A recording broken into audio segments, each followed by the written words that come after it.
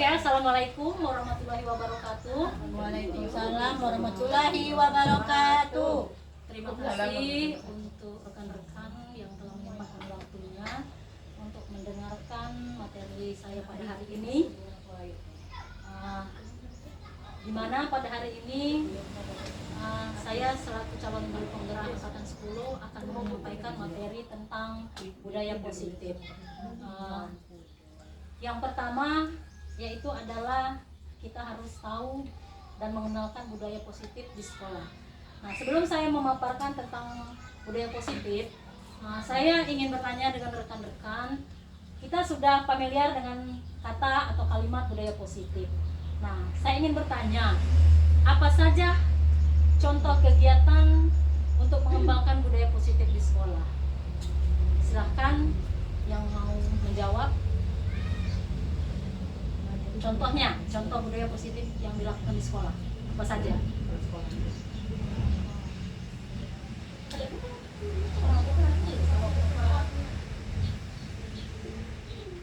Semua sampah pada tempatnya dong. Oke, satu, bisa membuang sampah pada tempatnya. Kita mengajarkan anak-anak selalu membuang sampah pada tempatnya. Itu salah satu budaya positif yang kita harus lakukan terhadap anak-anak ya. Apalagi selain dari itu,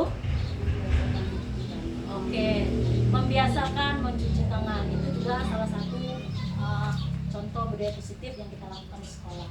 Jadi latar belakang kegiatan ini adalah dengan menumbuhkan budaya positif terhadap, diharapkan akan tercipta suasana yang nyaman dan aman sehingga pelaksanaan proses pembelajaran di sekolah maupun di dalam kelas dapat terlaksana dengan baik dan tercapai tujuan pembelajaran.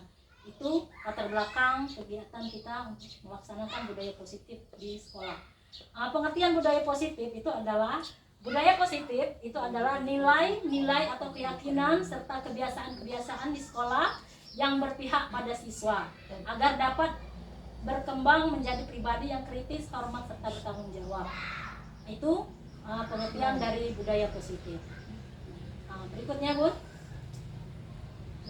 Selain dari budaya positif, kita juga harus melaksanakan disiplin positif kepada siswa kita di sekolah. Adapun disiplin positif di sekolah yaitu disiplin diri dapat membuat seseorang menggali potensinya menuju kepada sebuah tujuan, sesuatu yang bermakna dan dihargai dalam disiplin. Juga mempelajari bagaimana cara kita mengontrol diri, bagaimana kita menguasai diri untuk memilih tindakan yang mengacu pada nilai-nilai yang kita hargai. Tujuan dari disiplin positif adalah menanamkan motivasi pada murid kita, yaitu untuk menjadi orang yang merdeka, yang mereka inginkan dan menghargai diri sendiri dengan nilai-nilai yang mereka percayai atau motivasi intrinsik. Itu ya. Berikutnya, nilai-nilai kebajikan dari profil Pancasila itu ini ada 6. 1.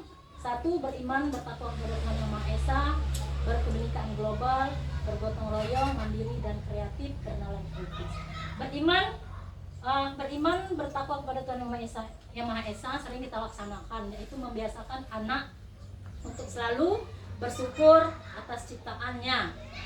Terus kita selalu mengajak anak untuk selalu berdoa sebelum kegiatan dan sudah kegiatan ya, seperti kalau anak bangun tidur, mau tidur, kita ajarkan selalu membaca doa, dan bangun tidur selalu membaca doa. Itu kebiasaan-kebiasaan yang kita laksanakan di sekolah. Terus kalau sesudah kegiatan, sebelum dan melaksanakan kegiatan, kita selalu mengajarkan kepada mereka untuk berdoa ya. Terus berkebinekaan global. Berkebinekaan global itu selalu mengaitkan kegiatan-kegiatan kita dengan kultur budaya yang ada di Indonesia. Itu sudah kita laksanakan ya. Terus bergotong royong tidak harus mengajak anak-anak untuk bergotong royong membuang sampah. Bergotong royong juga bisa mengajarkan anak bekerja sama dalam kegiatan, baik kerja kelompok, mengajarkan anak-anak bersama-sama apa namanya itu, menanam tanaman, menjaga lingkungan juga bisa dilaksanakan seperti itu ya. Dan itu kreatif. Kreatif adalah mengajak anak-anak untuk selalu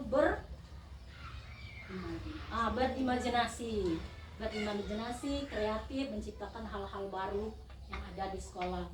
Bisa menggunakan apa namanya tuh, apa saja yang ada di lingkungan sekolah. Bisa dengan contohnya kita mengajak anak-anak membuat apa namanya itu, APE dari bahan-bahan yang sudah tidak terpakai seperti botol aqua dan lain-lain ya, kardus, seperti itu bisa ya, mengajak anak-anak kita untuk menciptakan kreatif anak itu sendiri ya. Terus bernalar kritis, ini mengajak anak untuk selalu berpikir dan bernalar kritis, berpikirnya selalu berkembang seperti itu ya. Itu untuk apa namanya itu, profil pelajar Pancasila tadi. Berikutnya, berikut di sini juga kita ada harus selalu membuat keyakinan kelas. Kemarin kita sudah membuat keyakinan kelas ya. Langkah-langkah untuk melaksanakan keyakinan kelas adalah tukar pendapat dengan siswa tentang keyakinan kelas atau kesepakatan kelas di sekolah. Kita mengajak anak-anak apa yang harus dilakukan untuk keyakinan kelas yang di kelas kita, seperti berbicara dengan sopan seperti itu, terus berdoa sebelum dan sesudah kegiatan, apa lagi, terus selalu berkata sopan dengan guru, terus mengembalikan mainan kepada tempatnya juga bisa ya. Itu Bun ya, untuk kegiatan melangkah-langkah dalam menentukan keyakinan kelas. Berikutnya Bun, berikutnya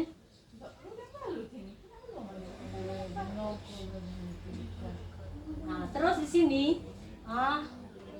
kita sebagai pendidik juga harus tahu bahwa anak peserta didik kita itu harus ada kebutuhannya, ada kebutuhan yang harus kita penuhi. Nah, kebutuhan dasar manusia atau peserta didik itu ada diantaranya kebutuhan bertahan hidup, kebutuhan kasih sayang dan rasa diterima, penguasaan, kebebasan dan kesenangan.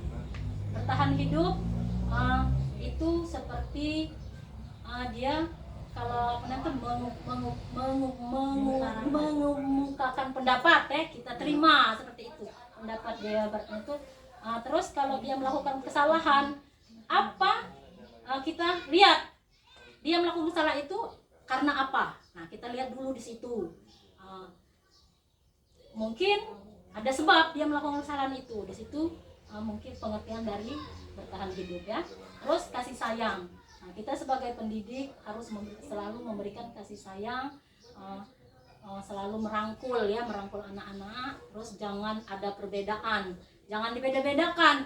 Oh, yang ini lah paca, seandainya sudah bisa, kita bedakan dengan yang lain yang belum pacak tadi. Nah, itu jadi jangan seperti itu. Pokoknya kita rangkul semua anak tuh, kita berikan kasih sayang kita terima apa pendapat mereka. Seandainya mereka melakukan kesalahan, kita dengarkan dulu masalahnya, terus kita selesaikan, jangan berpihak seperti itu ya. Terus penguasaan ini biasanya anak ini kekeh dengan pendapat dia walaupun salah nanti kan, benau katanya kan. Nah, jadi kita harus memahami seperti itu, memahami mereka. Terus kebebasan, jadi kita memberikan kebebasan kepada siswa yang seluas-luasnya tentang kegiatan kita. Terus tuh pendapat mereka.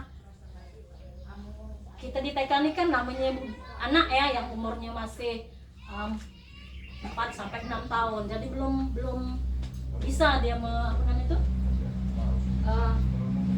mengemukakan pendapatnya secara logis. Anak-anak SD atau SMP kan tidak baca. Jadi kita harus selalu memahami apa yang keinginan anak itu ya. Terus kesenangan, berikanlah kesenangan untuk anak-anak tuh di dalam kelas. kita harus selalu bersifat terbuka, jangan otoriter itu nah, jangan terlalu keras dengan anak, jangan memaksa. Kalau anak dia pacak, kita marah kan, kita marah, itu jangan, kita tetap ajari rangkul seperti itu. Berikutnya Bun. Nah di sini kita sebagai guru harus mempunyai 5 posisi kontrol. Nah posisi ini yang harus kita punyai agar menyelesaikan masalah-masalah yang ada di sekolah, masalah-masalah yang ada yang dimiliki oleh anak. Kita jangan terlalu memberikan pemahaman ini ya tuh. Kalau anak melakukan kesalahan kita langsung cas. Oh, kamu salah, nah seperti itu. Jangan nak ya. Bun ya. Kita harus mempunyai 5 posisi kontrol ini, diantaranya sebagai penghukum. Biasanya kita kalau anak-anak itu melakukan kesalahan, kita langsung ngomong atau langsung Akbar, ibarat seandainya ya dia melakukan kesalahan aku. Baris, langsung kita bentak seperti itu, kan kita tidak boleh seperti itu. Itu sebagai penghukum. Atau kita melakukan beratnya anak melakukan kesalahan, tegak di depan kelas, kita hukum dia di depan kelas. Itu posisi kita sebagai penghukum. Mungkin kita sering melakukan itu selama ini kan, kita sering berada di posisi penghukum. Mungkin sering nian, aku juga menyadari bahwa kegiatan yang aku laksanakan setiap hari pada anak-anak tuh posisi aku di penghukum itu.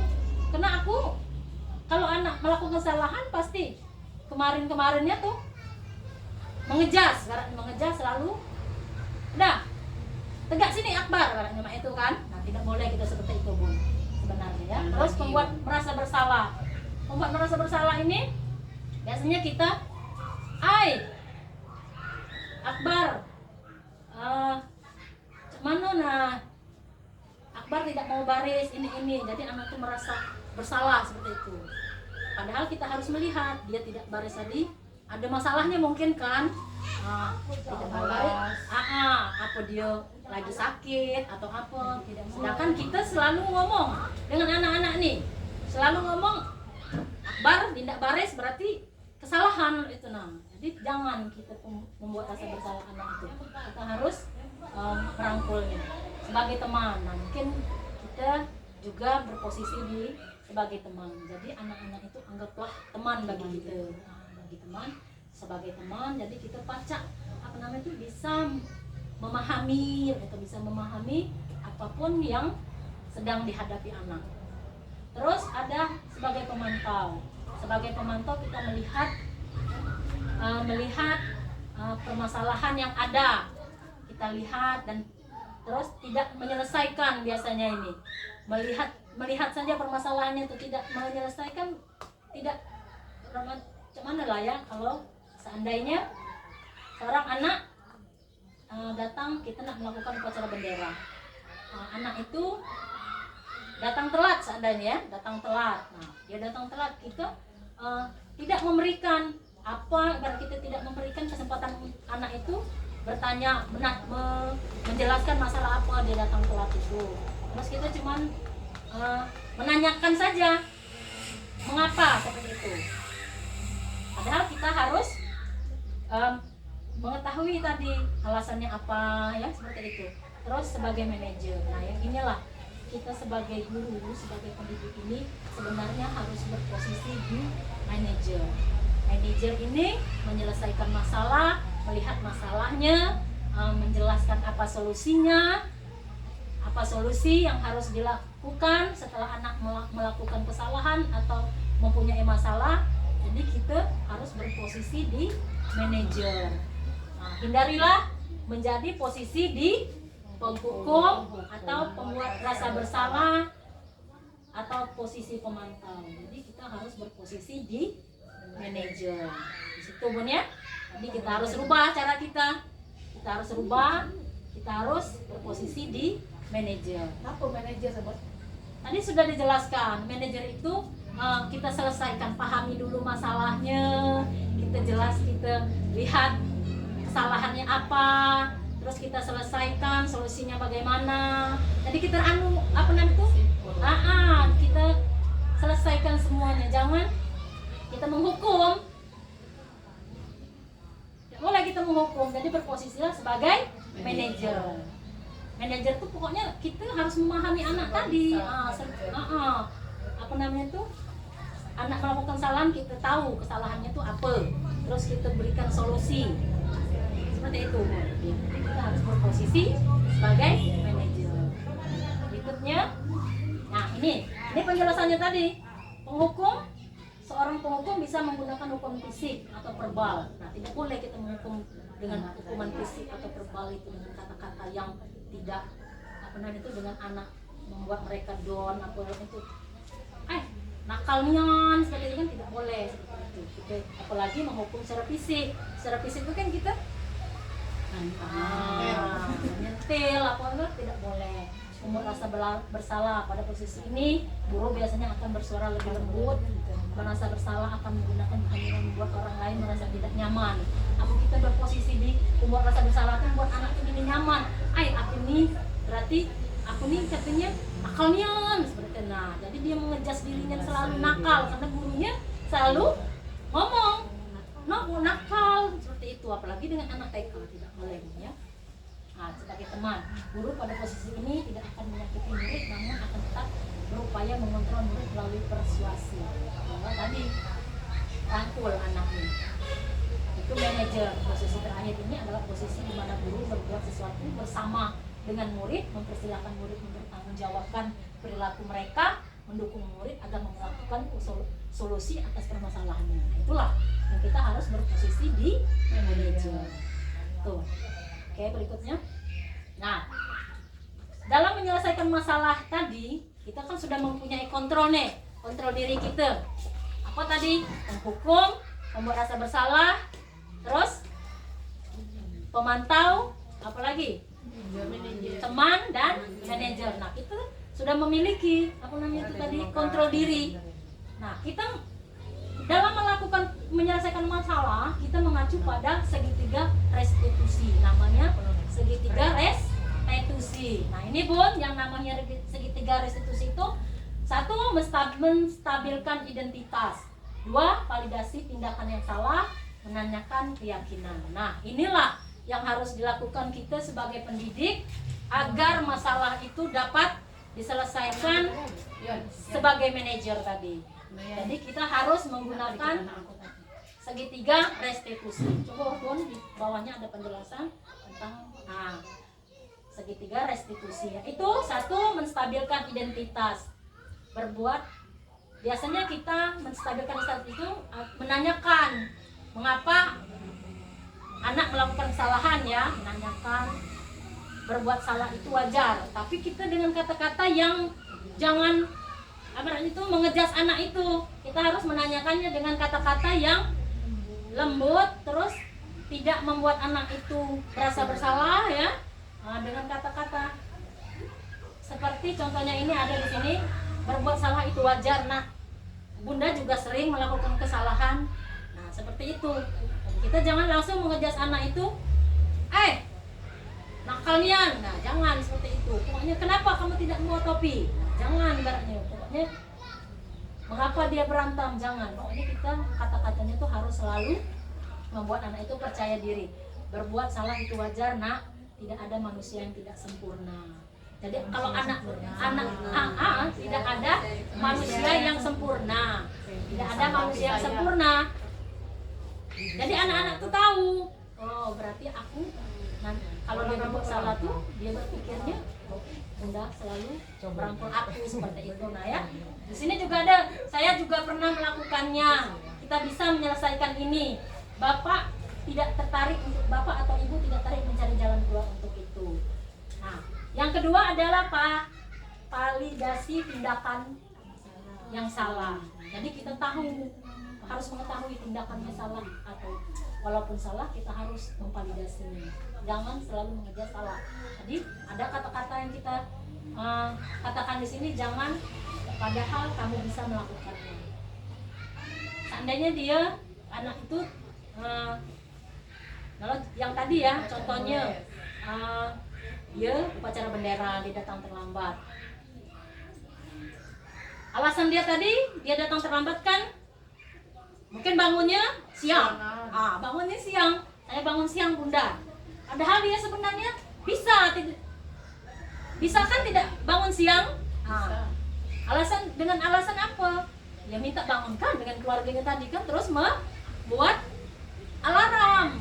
Nah, padahal dia kan pajak tidak bangun siang. Nah, di situ ya kita memvalidasi tindakan yang salah dia itu sebenarnya dia pacak, tidak melakukan kesalahan. Seperti itu. Kamu pasti punya alasan, mengetahui alasannya tadi. Kamu boleh mempertahankan sikap itu.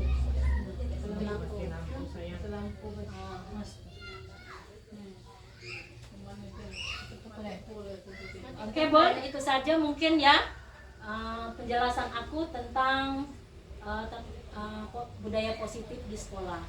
Jadi, pertanyaan aku untuk bunda-bunda,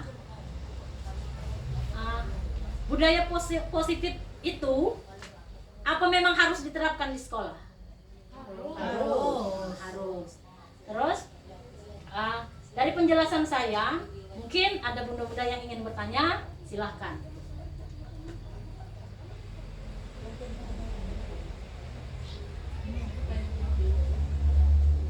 Tadi sudah dijelaskan tentang budaya positif, terus disiplin positif, apa saja tadi disiplin positif, terus kebutuhan dasar manusia itu, terus ada posisi kontrol pendidik ya, posisi kontrol kita, terus ada segitiga restitusi.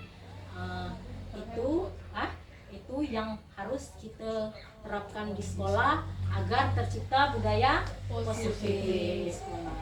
Kalau tidak ada pertanyaan, mungkin saya akhiri sesi ini dengan lapas. Assalamualaikum warahmatullahi wabarakatuh. Mungkin banyak kesalahan, mohon dimaafkan ya. Itu saja, Bun. Terima kasih atas waktunya. Mungkin lain kali saya akan minta bantuan. Terima kasih. Assalamualaikum warahmatullahi wabarakatuh. Waalaikumsalam warahmatullahi wabarakatuh.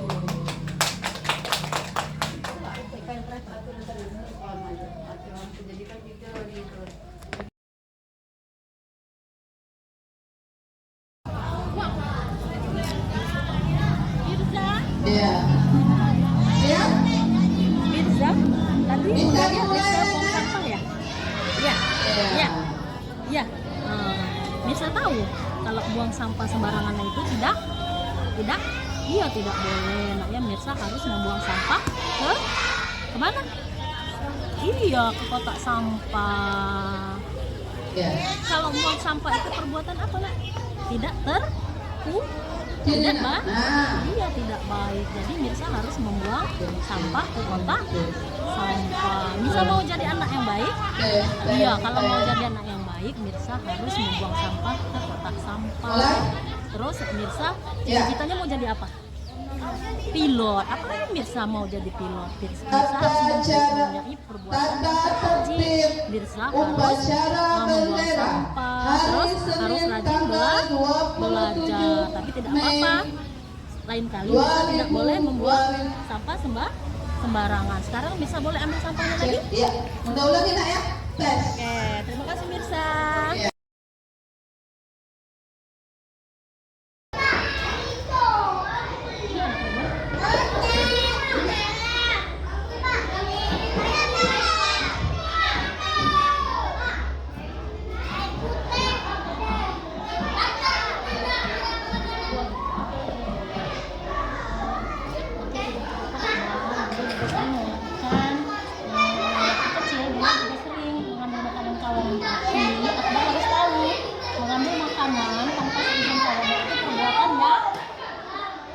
Tidak baik, itu tidak baik. Jadi kalau mau makanan tawar, Akbar harus meminta dengan sopan. Jadi sekarang Akbar harus meminta maaf kepada, coba Akbar minta maaf kepada Ali. Iya, pinter ya. Akbar ya, Akbar nanti besarnya mau jadi apa? Dia kalau mau jadi polisi, Akbar harus mempunyai sifat yang baik, sifat terpuji. Tidak boleh mengambil makanan kawan, harus meminta izin dengan sopan. Nah ya, bisa mengerti? Akbar tahu? Iya, Alen kalau kawannya ada yang minta makanan, Alen juga harus memberi karena kita harus saling berbagi ya. Akbar dengan Alen sudah hebat ya. Oke, terima kasih ya. Ayo sama Akbar.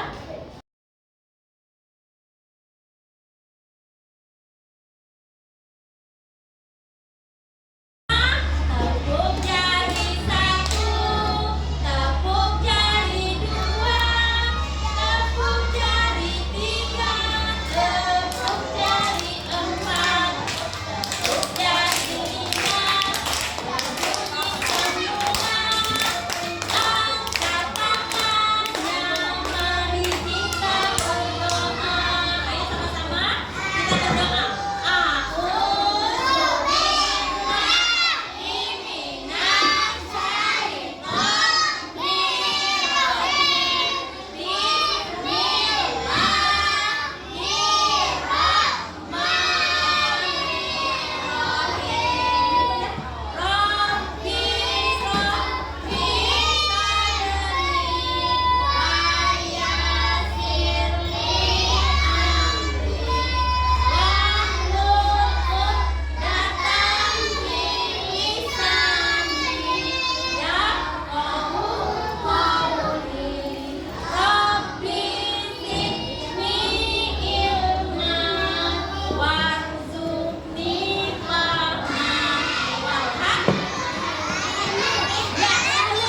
Selamat pagi semua. Assalamualaikum warahmatullahi wabarakatuh.